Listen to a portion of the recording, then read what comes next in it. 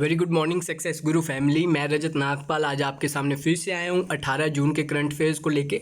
आज हम live session नहीं कर पाए। मैं 8 बजे से पहले से ही ट्राई कर रहा था कंटिन्यूसली कि लाइव सेशन हो पाए बट आई डोंट नो आज आप सबका भी, अगर आप फाजिलका से हैं तो इशू आ रहा होगा। काफ़ी ज़्यादा इश्यूज़ आ रहे थे। मैंने बहुत ट्राई किया, मैंने अपना डबल रिचार्ज किया, हॉटस्पॉट लिया अपनी फैमिली से, बट नहीं हो पाया। तो उसके लिए आई अपोलोजाइज़। और आज हम रिकॉर्डेड सेशन देखते हैं, वैसे ही होगा, कोई दिक्कत की बात नहीं है। आप सुने इनको ध्यान से, अपने नोट्स बनाएं और कमेंट बॉक्स में मुझे आंसर दीजिएगा। तो पहला क्वेश्चन आपके सामने है, in June 2020 Santosh Jha has been appointed as the next ambassador of India to which country. Santosh Jha अभी इंडिया में नेक्स्ट एम्बेसडर कौन सी कंट्री में चुने गए हैं, इंडिया के हैं, और किस कंट्री में वो अपने नेक्स्ट एम्बेसडर चुने गए हैं, ये आपको मुझे बताना है। 4 ऑप्शन आपके सामने है, बेल्जियम, जापान, यूएसए और फिनलैंड। इसका सही उत्तर है गाइज ए ऑप्शन, बेल्जियम। क्या है? बेल्जियम। बेल्जियम में ही अभी संतोष झा नेक्स्ट एम्बेसडर चुने गए हैं। बेल्जियम, अगर हमने आपको परसों का याद हो तो पढ़ा था, फीफा की रैंकिंग आई थी और उसमें रैंक 1 था बेल्जियम का। बेल्जियम की नेशनल गेम भी फुटबॉल है गाइज, ये भी चीज़ याद रखना। और अगर भारत की रैंक कितनी थी, 108, अगर आपको याद है तो। अब बेल्जियम है, बेल्जियम की कैपिटल है ब्रुसेल्स, बेल्जियम की करेंसी है यूरो। तो ये पहली सारी जितनी भी डिटेल मैंने बताई है आपको याद रखनी है फर्स्ट क्वेश्चन से। Moving to our next question, second question is, in which country the sculpture of Lord Hanumana was built transported from Telangana. हमें बताना है कि कौन सा ऐसा देश है जहाँ पे हनुमान जी की मूर्ति 25 फीट टॉल मूर्ति बनाई गई है, लगाई गई है, एक्चुअली इंस्टॉल की गई है। बनी कहाँ पे है? वो बनी भारत के तेलंगाना में है। वहाँ से ट्रांसपोर्ट करके उसको कौन से देश में ले जाया गया है और वहाँ पे उसको इंस्टॉल किया गया है, ये क्वेश्चन है। इसका सही उत्तर है guys B option, USA, United States of America. United State of America में अभी हनुमान जी की मूर्ति लगी है, पिक्चर में आपको दिखाई दे रहा है, और ये बनी है तेलंगाना में। ओके, और तेलंगाना से ट्रांसपोर्ट की गई है। तो तेलंगाना की आपको पता है कैपिटल है हैदराबाद, वहाँ के चीफ मिनिस्टर हैं के चंद्रशेखर राव। अगर गवर्नर पूछे तो तमिल साई साउंड राजन। ये एक्स्ट्रा डिटेल हम डेली डिस्कस करते हैं, आपको पता होनी चाहिए। इसके अलावा यूएसए के प्रेसिडेंट है करंट 45th डोनाल्ड ट्रंप, और वहाँ की कैपिटल है Washington DC. DC means District of Columbia. So I hope आपको ये सारी चीज़ें पता होंगी क्योंकि हम बहुत बार डिस्कस कर चुके हैं। तो ये दूसरा क्वेश्चन था। बढ़ते हैं अपने तीसरे करंट अफेयर पे आज के, जो है, who has been nominated by the Assam government for Khel Ratna award 2020। ये खेल रत्न अवार्ड राजीव गांधी खेल रत्न को ही शॉर्ट फॉर्म में कहा गया है। अगर आप पेपर में सिर्फ खेल रत्न लिखा है तो प्लीज़ कंफ्यूज मत होइएगा, राजीव गांधी खेल रत्न अवार्ड ही है, ये याद रखिएगा। अब असम गवर्नमेंट ने किसको चुना है ये आपको बताना है। मैप में रेड कलर में जो हाईलाइटेड एरिया है वही है भारत का असम, ठीक है। और किसको चुना है? 4 ऑप्शन आपके सामने हैं। तो अगर आपको थोड़ा सा भी खेलों के बारे में ध्यान है, पढ़ते हैं अखबार में, तो आपको पता है हिमा दास हैं, जो वो असम से बिलोंग करती हैं, और ये एक रनर हैं, एथलीट हैं, जो दौड़ लगाती हैं, और इनको ढींग एक्सप्रेस के नाम से जाना जाता है। ये एक्स्ट्रा क्वेश्चन है, किस नाम से जाना जाता है? ढींग एक्सप्रेस से, ये आपको याद रखना है। दूसरी बात, अब असम है, असम के बारे में पढ़ेंगे, उससे पहले थोड़ा अगली स्लाइड में डिटेल में पढ़ते हैं। देखो, ये है हिमा दास, मैंने ऊपर सबसे पहले मेंशन किया हुआ है, ढींग एक्सप्रेस के नाम से इन्हें जाना जाता है, और ये यंगेस्ट बनी है एथलीट जिनको नॉमिनेट किया गया है राजीव गांधी खेल रत्न अवार्ड के लिए, ठीक है। अब राजीव गांधी खेल रत्न अवार्ड क्या है? 1991 में ये देना शुरू किया गया। भारत का स्पोर्ट्स का सबसे बड़ा अवार्ड है, ठीक है। पहली बार किसको मिला था? चेस मास्टर विश्वनाथन आनंद, आपको पता होगा, हम बहुत बार पढ़ते हैं। दूसरी बात, इस बार कौन कौन नॉमिनेट हुए हैं राजीव गांधी खेल रत्न अवार्ड के लिए? क्रिकेट से हुए हैं रोहित शर्मा, हॉकी से भारतीय महिला टीम की कप्तान रानी रामपाल, और अब ये हुई हैं हिमा दास, ढींग एक्सप्रेस नॉमिनेट। तो इनके साथ इनको कंपटीशन लड़ना है। इसके अलावा नीरज चोपड़ा जो जैवलिन थ्रोअर हैं वो भी हुए हैं, और 2 और हुए हैं, लेकिन आपको अब हिमा दास के बारे में याद रखना है। तो असम से हैं, तो असम की कैपिटल है दिसपुर, चीफ मिनिस्टर है सर्बानंद सोनोवाल, गवर्नर हैं जगदीश मुखी। डैम्स पे आते हैं, सुबनसिरी डैम आपको याद रखना है, सुबनसिरी नदी पर ही बना हुआ है असम में। National park, Manas national park बहुत इंपॉर्टेंट है, और Dibru Saikhowa national park very very important, इसको अपने माइंड में बिठा लीजिए। अगले क्वेश्चन पे मूव कर रहा हूँ मैं quickly. Which of the following institutions has developed an artificial intelligence powered COVID-19 test. नीचे दी गई इंस्टीट्यूट में से कौन सा इंस्टीट्यूट है जिसने आर्टिफिशियल इंटेलिजेंस की मदद से कोविड टेस्ट की शुरुआत की है? इसका फ़ायदा क्या होगा कि 10 मिनट के अंदर, बिल्कुल जी हाँ, 10 मिनट के अंदर रिपोर्ट आ जाया करेगी, चाहे पेशेंट सिम्टोमेटिक है चाहे एसिम्टोमेटिक है। एसिम्टोमेटिक यानी कि कोई भी सिम्टम नहीं दिखा रहा है लेकिन उसके अंदर कोरोना वायरस है।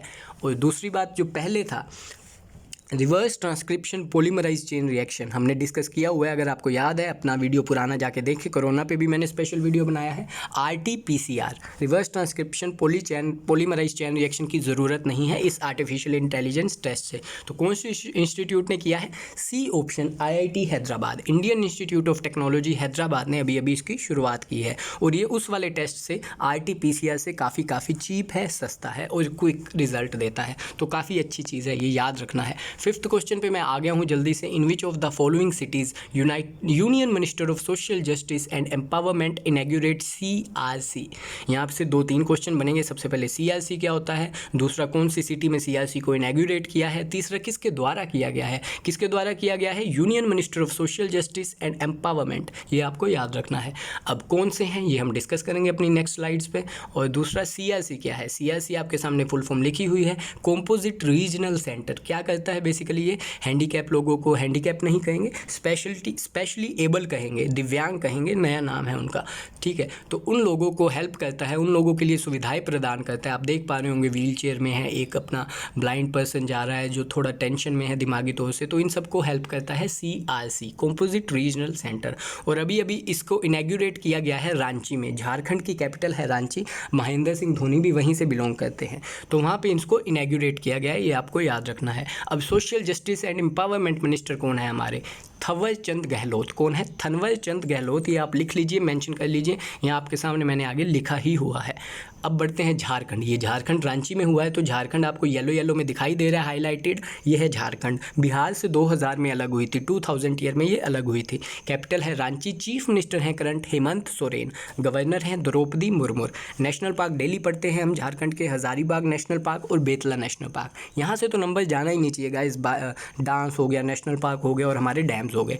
डैम दिमना डैम और Rukka dam is in Jharkhand. GI tag क्या होता है आपको बहुत बार बताया है, जियोग्राफिकल इंडिकेटर टैग। जब कोई चीज़ किसी एक एरिया में बहुत ज़्यादा प्रोड्यूस होती है, फेमस होती है, तो उसको GI टैग दे देते हैं उस जगह का। जैसे वेस्ट बंगाल का रसगुल्ला है, पंजाब की फुलकारी है, उसी प्रकार से झारखंड का GI टैग है सोहराई खवाई पेंटिंग। एक तरह की पेंटिंग है, उसका नाम है, ये आपको याद रखना है। मैं अगले क्वेश्चन पे मूव कर रहा हूँ, उससे पहले रिक्वेस्ट करूँगा प्लीज़ वीडियो को लाइक करिएगा, शेयर करिएगा, चैनल को अगर अभी तक सब्सक्राइब नहीं किया तो कीजिएगा, बिकॉज आज लाइव सेशन नहीं दे पाए, हम इंटरेक्शन नहीं कर पाएंगे। तो आई होप कि आज आप अपनी जिम्मेदारी उठाएंगे और मेरे सेशन को ज़्यादा से ज़्यादा लाइक को शेयर करेंगे।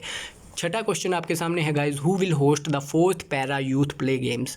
4th para youth Olympic games आना था, प्लाई गेम्स लिखा है, इसको ठीक कर लीजिएगा। 4th para youth Olympic games कौन होस्ट कर रहा है? 4 ऑप्शन आपके सामने हैं। ये करता है एशियन पैरा ओलंपिक कमेटी, ठीक है। एशियन पैरा ओलंपिक कमेटी इसको होस्ट करती है, इसको मैनेज करती है। तो ये हो कहाँ पे रहा है इस बार? D ऑप्शन, बहरीन में ये होस्ट किया जा रहा है। कब किया जा रहा है? 1 से 10 दिसंबर 2021 को, 20 को नहीं 2021 को, ये आपको याद रखना है।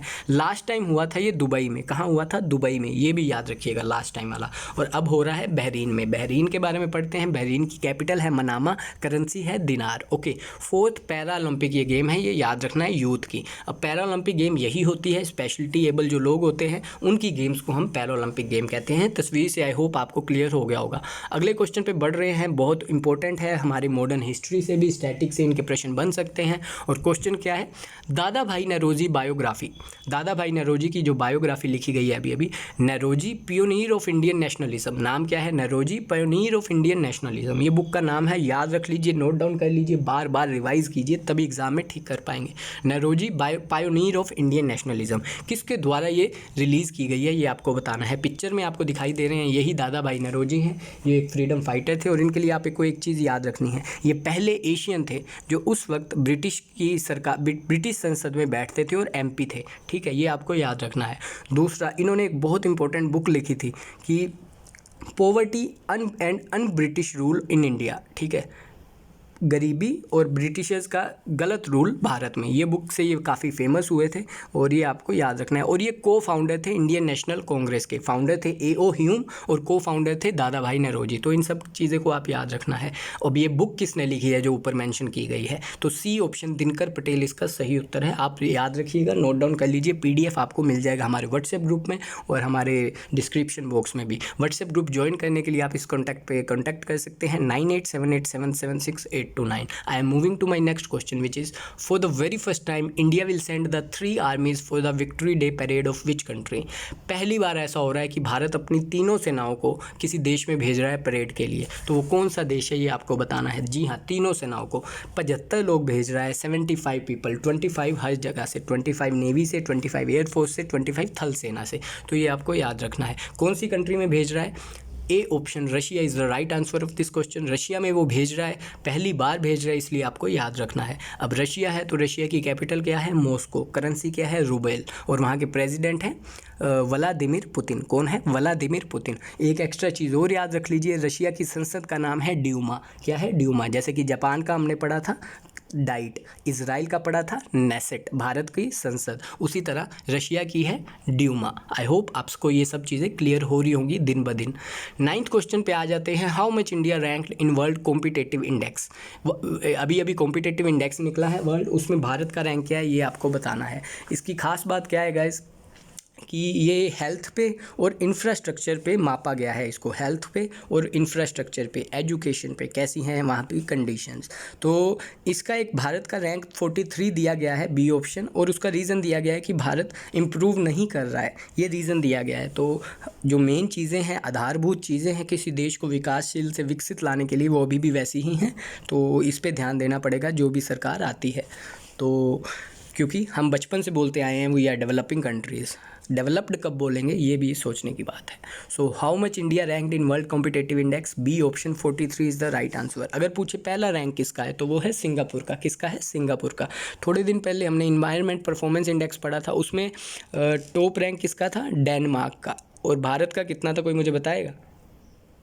मुझे कमेंट बॉक्स में प्लीज़ बताइएगा इंडिया का रैंक। हमने इन्वायरमेंट में टॉप इंडेक्स जो आया था बहुत बार डिस्कस किया है, ये भी आप पे छोड़ रहा हूँ होमवर्क।